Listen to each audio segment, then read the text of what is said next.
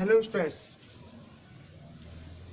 पिछले वीडियो में हमने संधारित्र में संचित ऊर्जा का फॉर्मूला कैलकुलेट किया था कि संधारित्र में संचित ऊर्जा का फॉर्मूला क्या होता है।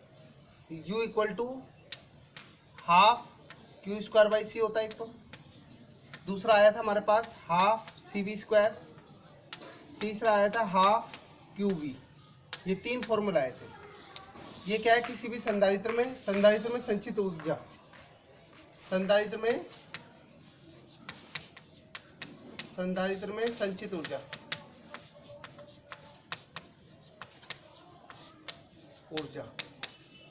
का सूत्र क्या होता है, ये होता है। ठीक है भाई। अब देखिए हमारा अगला टॉपिक है, टॉपिक का नाम है समांतर प्लेट संधारित्र का ऊर्जा घनत्व। समांतर प्लेट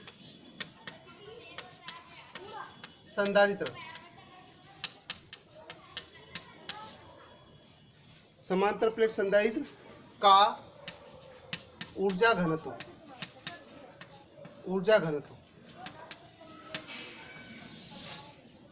अब देखो यहाँ पे आ रहा है हमारे पास ऊर्जा घनत्व, ठीक है ना, एनर्जी डेंसिटी।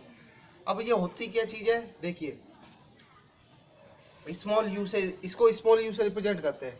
किससे करते हैं, स्मॉल यू से। स्मॉल यू बराबर होता है यू अपॉन वी, अर्थात संधारित्र के एकांक आयतन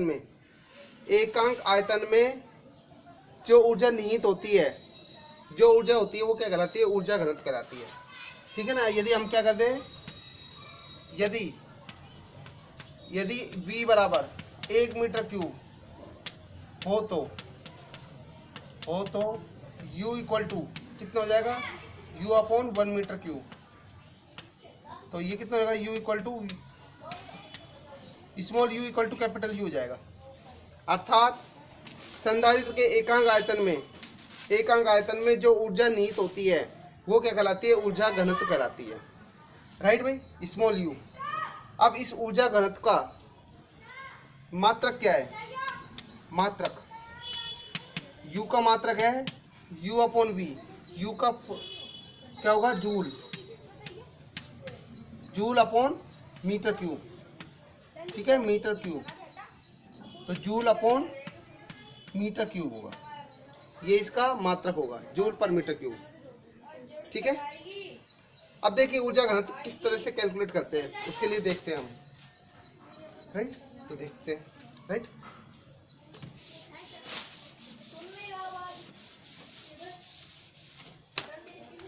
देखिए हम जानते हैं कि संधारित्र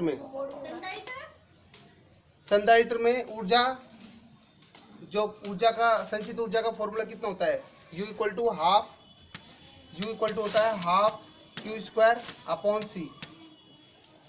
ठीक है भाई। तो हमें क्या करना है, इसमें समीकरण 1 में, इसको समीकरण 1 दे देते हैं। Q और C की वैल्यू रखनी है। तो C की वैल्यू तो हमें पता है, C बराबर epsilon not A upon D होता है। राइट, Q की वैल्यू देखिए, ये हमारे पास क्या है, संधारित्र है, plus plus plus plus. Right, ठीक है। ये किसकी कंडीशन में है, निर्वात की कंडीशन में। ये चालक प्लेट A है, ये चालक प्लेट B है।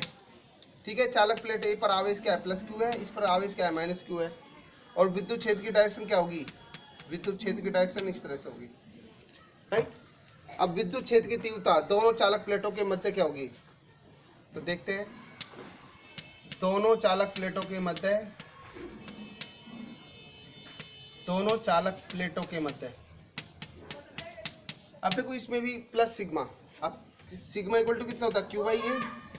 इसका एरिया, प्लेटों का एरिया क्या होगा, दोनों चालक प्लेटों का एरिया फिक्स है, तो इस पर यहाँ पर प्लस सिग्मा है, प्लस क्यू है, तो यहाँ पर प्लस सिग्मा होगा, प्लस सिग्मा। और यहाँ पर क्या होगा, प्लस माइनस क्यू है, तो माइनस सिग्मा होगा।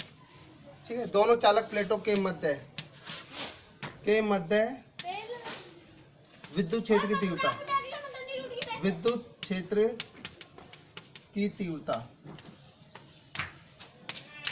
कितनी होती है भाई, E बराबर सिग्मा बाई एप्सिलॉन नॉट होती है। राइट भाई। अब सिग्मा का फॉर्मूला कितना होता है? सिग्मा का फॉर्मूला होता है Q by A upon epsilon not. कितना हो जाएगा ये? Q upon A epsilon not. ठीक है, तो हमें यहाँ पे देखो समीकरण 1 में क्यू की वैल्यू निकालनी है, तो क्यू का फॉर्मूला कितना आएगा यहाँ से? क्यू बराबर आएगा आपके पास एप्सिलॉन नॉट ए ई। ठीक है, ये हमारे पास क्यू का फॉर्मूला आ गया। ठीक है भाई, क्यू का फॉर्मूला आ गया। अब हमें जो वैल्यू निकालनी है वो आगे किसकी निकालनी है, या फिर इसको ऐसे भी लिख सकते हैं, ई है। ठीक है, ई। ठीक है ना, क्यू बराबर कितना हो जाएगा? एप्सिलॉन नॉट ई ए। समीकरण 2 गई। अब देखो नेक्स्ट कंडीशन में, अब ये क्या है? निर्वात की स्थिति में, निर्वात की स्थिति में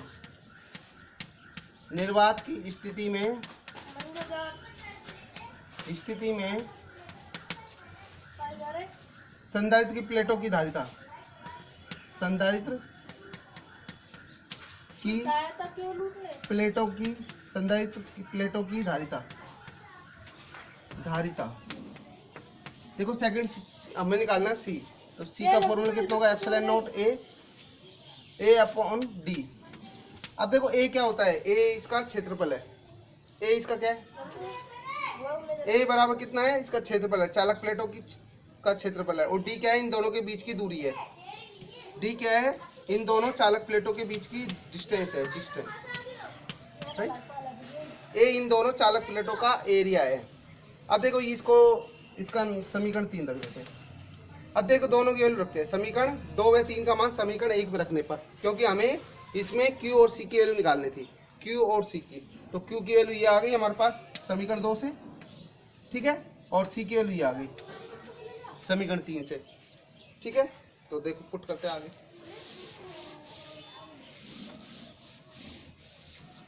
समीकरण 2 व 3 का मान, 2 व 3 का मान समीकरण 1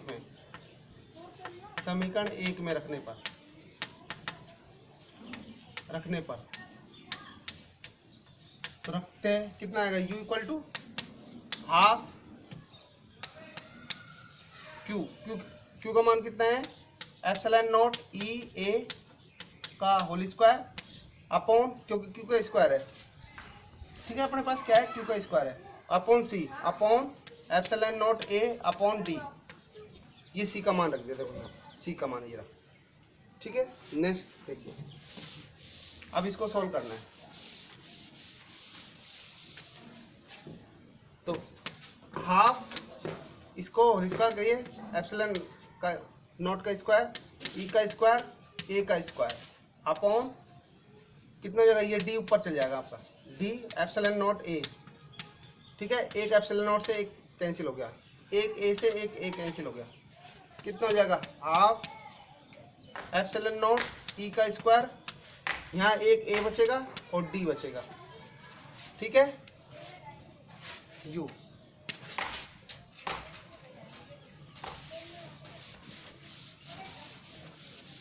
अब देखिए हमारे पास क्या है?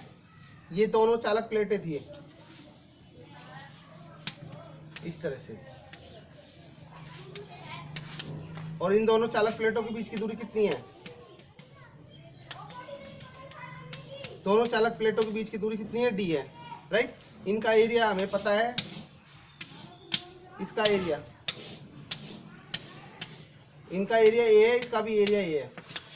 ठीक है, तो संधारित्र की प्लेटों के का आयतन कितना होगा? आयतन इक्वल टू होता है लंबाई गुणा चौड़ाई गुणा ऊंचाई। अब लंबाई गुणा चौड़ाई को क्या बोलते हैं? Area into H. एच का मतलब इनके बीच की डिस्टेंस है, डी। तो v इक्वल टू कितना हो जाएगा यहाँ से? A D. तो यहाँ पे हम क्या हो जाएगा? वैल्यू रखना है ए डी, ए डी की जगह क्या हो जाएगा? v रखना है। तो हाफ एप्सिलॉन ई का स्क्वायर इंटू वी। ठीक है, v। अब देखो इसको v को यहाँ पे लेकर आइए, u अपॉन कैपिटल V, ये हाफ एप्सिलॉन नॉट ई का स्क्वायर। ठीक है, और इसको मैंने बताया था आपको ऊर्जा घनत्व, इसको क्या लिखेंगे, U बराबर ऊर्जा घनत्व हाफ E का स्क्वायर।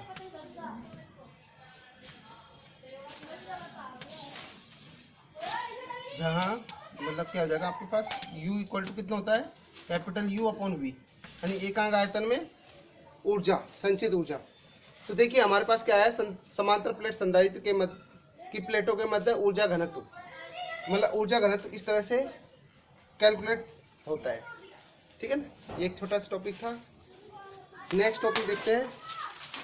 नेक्स्ट टॉपिक है संधारित्रों के संयोजन में संचित ऊर्जा। संधारित्रों के संयोजन में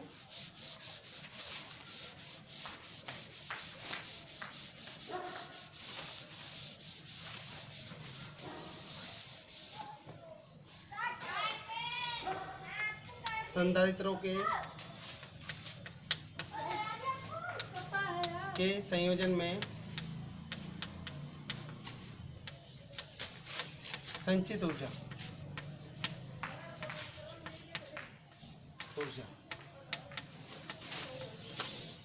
देखिए अभी हमने जो कैलकुलेट किया था केवल एक समांतर प्लेट संधारित्र, एक समांतर प्लेट संधारित्र उसके मध्य संचित ऊर्जा निकाली थी।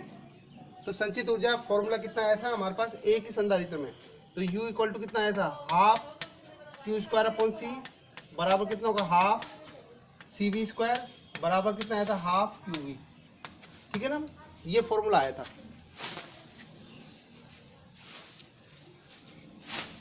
ठीक है भाई, हमारे पास कितना फॉर्मूला, ये फॉर्मूला आया था। ये किस में आया था, किसी एक संधारित्र में। अब देखो संधारित्रों का संयोजन, संयोजन में निकालना है संयोजन, यानी संयोजन हम कितने प्रकार से कर सकते हैं, दो प्रकार से। तो पहला कौन सा था हमारे पास, श्रेणी क्रम संयोजन, श्रेणी क्रम संयोजन, श्रेणी क्रम संयोजन था। दूसरा कौन सा है, समांतर क्रम संयोजन, समांतर क्रम संयोजन, राइट। तो पहला बात करते हैं समांतर क्रम श्रेणी क्रम संयोजन की। ठीक है, तो श्रेणी क्रम संयोजन में किस तरह से होगा,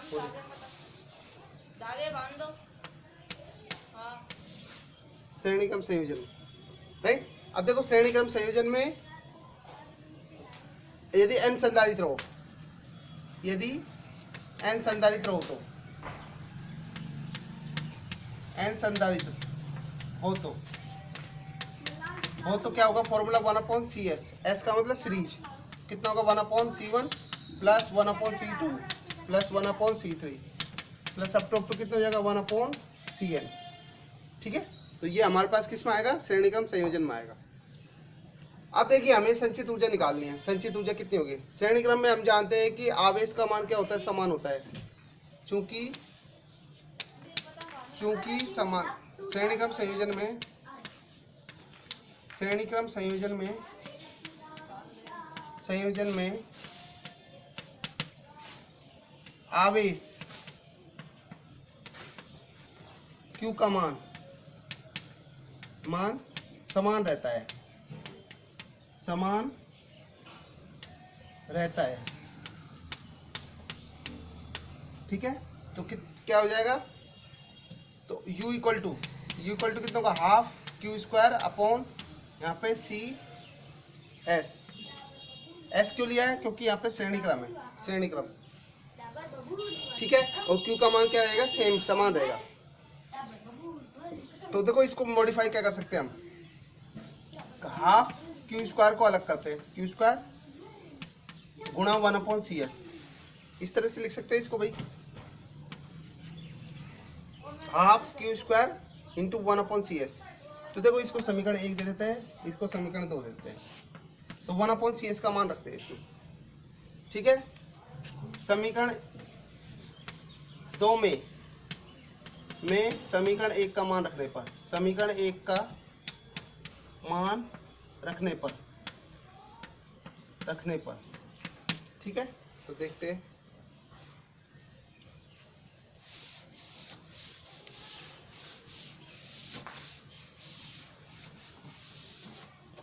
मान रखेंगे कितना आएगा, U इक्वल टू समीकरण 2 में रखना है, तो हाफ क्यू स्क्वायर गुणा 1/s।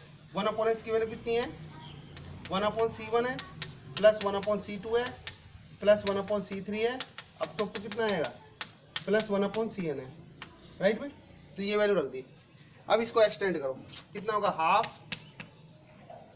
Q square upon c1 plus half Q square upon c2 plus half Q square upon c3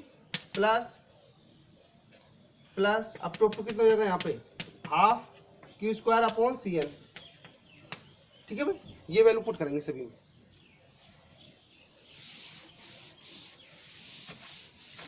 तो कितना हो जाएगा? देखो, अगर मान लेते हैं एक संधारित्र, पहले संधारित्र की बात करें तो हमारे पास फॉर्मूला कितना होता है? U = half Q square by C होता है। ठीक है भाई, पहले संधारित्र की बात करें तो पहले संधारित्र की बात करें तो पहले के लिए ये आ जाएगी। दूसरे के लिए बात करें तो कितना आएगा? क्यू स्क्वायर अपॉन C2 तो U2 हो जाएगा वो। ठीक है भाई, अगर तीसरे की बात करें तो तीसरे के लिए कितना हो जाएगा? क्यू स्क्वायर अपॉन C3, इस तरह से। ठीक है ना। तो अलग अलग संधारित्रों के लिए मान कितना होता है? ये वाली होती है। तो इसके लिए क्या हो जाएगा? ये पहले संधारित्र में संचित ऊर्जा, ये दूसरे संधारित्र में संचित ऊर्जा प्लस U3 ये तीसरे संधारित्र में। तो अब टू कितना हो जाएगा? UN। तो अब देखिए यहाँ पर जो फॉर्मूला आया कि सभी संधारित्रों में जो संचित ऊर्जा होगी वो क्या होगी कि प्रत्येक संधारित्र में जो ऊर्जा होती है, प्रत्येक संधारित्र में अलग अलग संचित ऊर्जाओं के योग के बराबर होती है, के योग के तुल्य होती है। ठीक है ना। तो ये हमारे पास किस में आया? श्रेणीक्रम संयोजन में। और यही मान किस में आएगा? समांतर क्रम में आएगा। अब वो समांतर क्रम में किस तरह से आएगा वो देखते हैं। ठीक है, तो यानी प्रत्येक संधारित्र में जो अलग अलग संचित ऊर्जा होती है वो उनके योग के तुल्य होती है, राइट। अब बात करते हैं समांतर क्रम संयोजन की। ठीक है,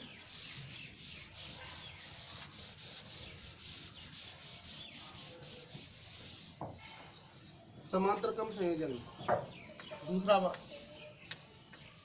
समांतर क्रम संयोजन में संचित ऊर्जा।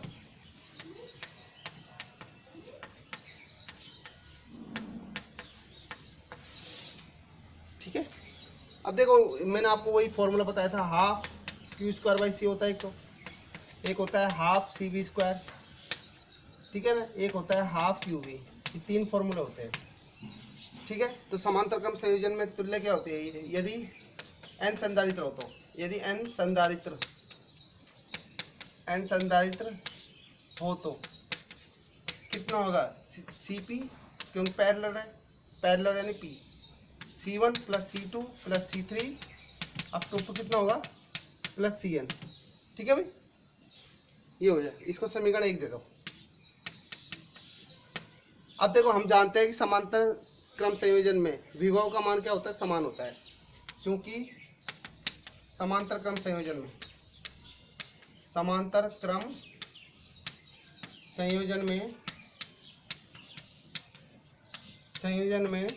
विभव समान रहता है। ठीक है, अब विभव समान रहेगा तो देखिए हम इसमें जो फॉर्मूला यूज करेंगे वो ये वाला यूज करेंगे। ठीक है, U = कितना हो जाएगा? Half C V square. अब देखिए यहाँ पे याद रखना कि जो C है वो हमारा बटे में नहीं है, 1/में नहीं है। तो इसलिए इसमें C को ऊपर रखा है और श्रेणीक्रम संयोजन में नीचे था, क्योंकि उसमें हमने half Q square upon CS 1/Q² C रखा था। और श्रेणीक्रम संयोजन में क्या होता है? बटे में होता है, 1/C है। इस कारण ये वाला फॉर्मूला यूज किया है और समांतर क्रम में ये वाला फॉर्मूला यूज किया है, क्योंकि समांतर क्रम संयोजन में बटे में नहीं है। ठीक है, अब ये देखो, यहाँ पे हम जो यूज करेंगे, क्योंकि समांतर क्रम है तो इसलिए P यूज करेंगे यहाँ पर V पर, राइट। तो देखिए अब विभव का मान समान रहता है इसमें। तो देखो ये समीकरण 2 हो जाएगी आपके पास। समीकरण 2 में समीकरण 1 का मान रखने पर,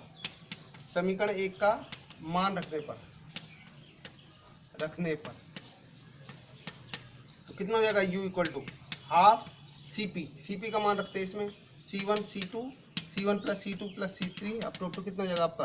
Cn हो जाएगा V² ठीक है, इसको एक्सटेंड करो, कितना होगा? हाफ C1V का स्क्वायर, देखो C1V का स्क्वायर प्लस हाफ C2V2 का स्क्वायर प्लस हाफ C3V2 का स्क्वायर। अब टोटल कितना हो जाएगा ये आपका हाफ CLV का स्क्वायर, राइट भाई।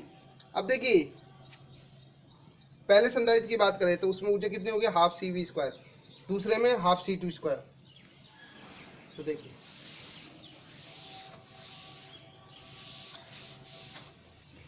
ठीक है, तो कितना होगा पहले संधारित्र में हाफ C1, देखिए पहले की बात करें तो पहले के लिए C1 है तो U1 आएगा, दूसरे की बात करें हाफ या C2 है V2 का स्क्वायर है U2 आएगा, और यहाँ पे हाफ C3 यूज कर रहे हैं और यहाँ पे U3 आएगा, इसी प्रकार। ठीक है, तो वैल्यू पुट करेंगे कितना आएगा U इक्वल टू आएगा U1 plus U2 plus U3, अब टोटल कितना आएगा यहाँ पे आपका UN हो जाएगा।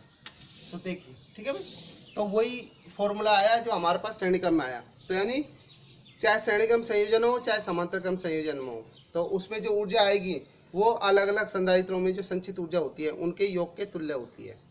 ठीक है, तो ये हमारा आज हमने दो टॉपिक पढ़े छोटे छोटे। पहला पढ़ा था हमने समांतर प्लेट संधारित्र में ऊर्जा घनत्व, और दूसरा पढ़ा श्रेणी संयोजन में संचित ऊर्जा, राइट। तो आज के लिए इतना ही, ठीक है।